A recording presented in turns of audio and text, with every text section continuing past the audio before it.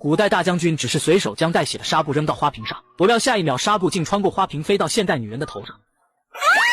为了不让花瓶继续往出喷垃圾，女人抄起水杯对着瓶子一顿猛灌，却惊讶地发现瓶子里的水瞬间消失不见。眼看花瓶这么能装，不信邪的她立刻拿着瓶子来到厨房，打开水龙头便让水一直流，随后便转身离开回去睡大觉。与此同时，将军带着数万将士已经断水断粮数天，眼看就要撑不下去了，花瓶中的水突然喷涌而出，这可把战士们高兴坏了。大将军不可置信地尝了尝，以为是天上神明显灵，天降甘霖，天不亡我战家军。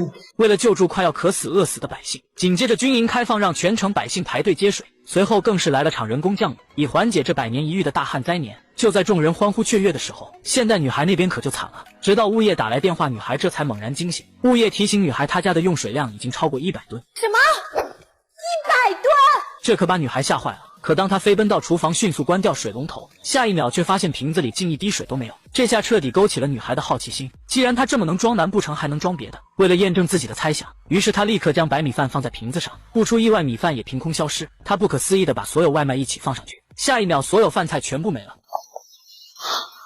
这么神奇，我家的花瓶成军了！与此同时，古代军营中，由于水龙头的关闭，将士们再次因为缺水断粮犯起难。不料下一秒，一碗白米饭突然飞了出来，这可把战士们高兴坏了。要知道，白米饭在那个年代是皇亲贵族才吃得起的。还没等战士们反应过来，紧接着更多的美食从天而降。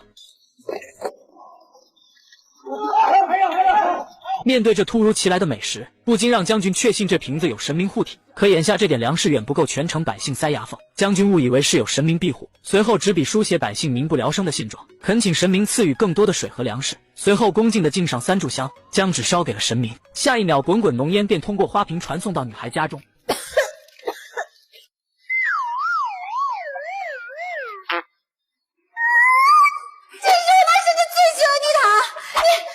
你除了整天往家里扔垃圾，你还会什么呀？我们家世代人都把你当成宝贝一样供着，到我这儿就这么对我是吧？你喜欢扔垃圾是吧？那我就把你当成垃圾桶。过期挂面给你，过期肉给你，过期水饺给你，都给你。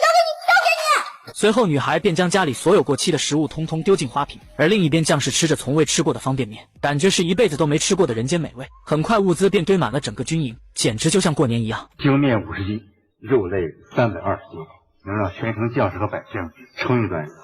眼看祈求神明奏效了，为了感谢神明的慷慨相赠，将军当即再次执笔书写。不料这次因为忘记烧而直接放进了花瓶中。就在女孩气急败坏的时候，突然看到了将军的传信。女孩刚准备打开查看，恰在这时奶奶打来电话。回想到父母去世后，重男轻女的奶奶和表哥联合，逼迫自己交出市值几百亿的公司。女孩心寒地扔下电话，沉浸在无尽的悲痛中，全然忘记了刚刚飞来的纸条。另一边军营可就惨了，因为没有了持续的供给，很快军营的物资只剩下了2个饭团，而百姓也因为灾荒冲突不断。无良的父亲更是为了换点口粮，强行要把儿子卖掉。而这一幕恰好被视察民情的将军撞见，将军当即下令把无良的父亲拉去充军。看着可怜的母子，将军便将手中所剩不多的口粮送给2人。可没走出几步，紧接着又碰到一个带着女儿的老妇人。看着女人用自己的血为女儿续命，将军把最后剩余的一点粮食交给老妇人，告诉老妇人要好好活下去，不忍看着可怜的2人，便转身离开。